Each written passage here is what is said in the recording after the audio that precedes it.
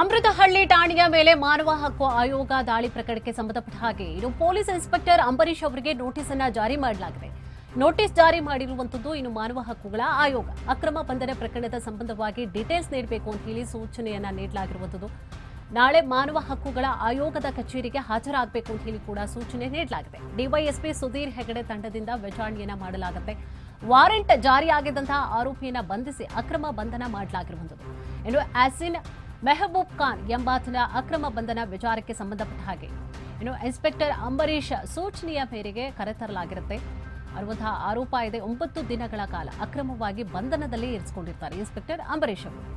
ಆರೋಪಿಯನ್ನ ಬಂಧಿಸಲು ಅವರು ಮುಂಬೈಗೆ ವಿಮಾನದಲ್ಲಿ ಹೋಗಿರ್ತಾರೆ. ಹಿರಿಯ ಅಧಿಕಾರಿಗಳ ಗಮನಕ್ಕೆ ತರದೆ ಮುಂಬೈಗೆ ಹೋಗಿರ್ತಾರೆ ಕ್ರೈಮ್ ಕಾನ್ಸ್ಟೇಬಲ್ಗಳು. ಇನ್ನು ಅಂಬರೀಶ್ ಅವರ ಸೂಚನೆಯ ಮೇರೆಗೆ ಕ್ರೈಮ್ ಕಾನ್ಸ್ಟೇಬಲ್ಗಳು ಹೋಗಿರ್ತಾರೆ. ಆರೋಪಿಯನ್ನ ಬಂಧಿಸಬೇಕು ಅಂತ ಹೇಳಿ ವಿಮಾನದಲ್ಲಿ ಹೋಗಿರ್ತಾರೆ.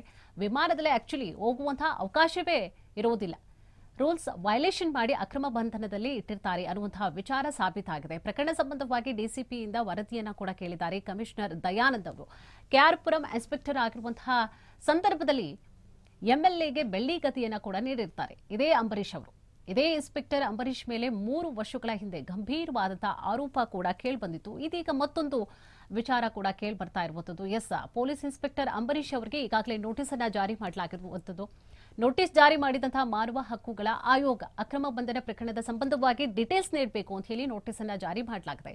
ನಾಳೆ ಮಾನವ ಹಕ್ಕುಗಳ ಆಯೋಗದ ಕಚೇರಿಗೆ ಹಾಜರಾಗಬೇಕು ಅಂತ ಹೇಳಿ ಒಂದು ನೋಟಿಸ್ನಲ್ಲಿ ಸೂಚನೆಯನ್ನ ಕೂಡ ನೀಡಲಾಗಿದೆ. ಡಿವೈಎಸ್ಪಿ ಸುಧೀರ್ ಹೆಗಡೆ ತಂಡದಿಂದ ವಿಚಾರಣೆಯನ್ನ ನಡೆಸಲಾಗ್ತಾ ಇದೆ. ವಾರೆಂಟ್ ಜಾರಿಯಾಗಿದ್ದಂತಹ ಆರೋಪಿಯನ್ನ ಬಂಧಿಸಿ ಅಕ್ರಮ ಬಂಧನವನ್ನ ಮಾಡಲಾಗಿರುವಂತದ್ದು. ಈ ವಿಚಾರಕ್ಕೆ ಸಂಬಂಧಪಟ್ಟ ಹಾಗೆ 9 ದಿನಗಳಿಂದಲೂ ಕೂಡ ಕಸ್ಟಡಿಯಲ್ಲಿ ಇಟ್ಕೊಂಡಿದ್ರು ಅನ್ನುವಂಥದ್ದು ಸಾಬೀತಾಗಿದೆ. ಈ ಒಂದು ಹಿನ್ನೆಲೆಯಲ್ಲಿ ನೋಟಿಸ್ ಅನ್ನ ನೀಡಲಾಗಿದೆ. ಇನ್ನು ಯಾಸಿನ್ ಮೆಹಬೂಬ್ ಖಾನ್ ಎಂಬಾತನ ಅಕ್ರಮ ಬಂಧನವನ್ನ ಮಾಡಿರ್ತಾರೆ. ಕಳೆದ 9 ದಿನಗಳಿಂದಲೂ ಕೂಡ ಸ್ಟೇಷನ್ನಲ್ಲೇ ಇರಿಸಿಕೊಂಡಿರ್ತಾರೆ ಇದೇ ಇನ್ಸ್ಪೆಕ್ಟರ್ ಅಂಬರೀಶ್ ಅವರು.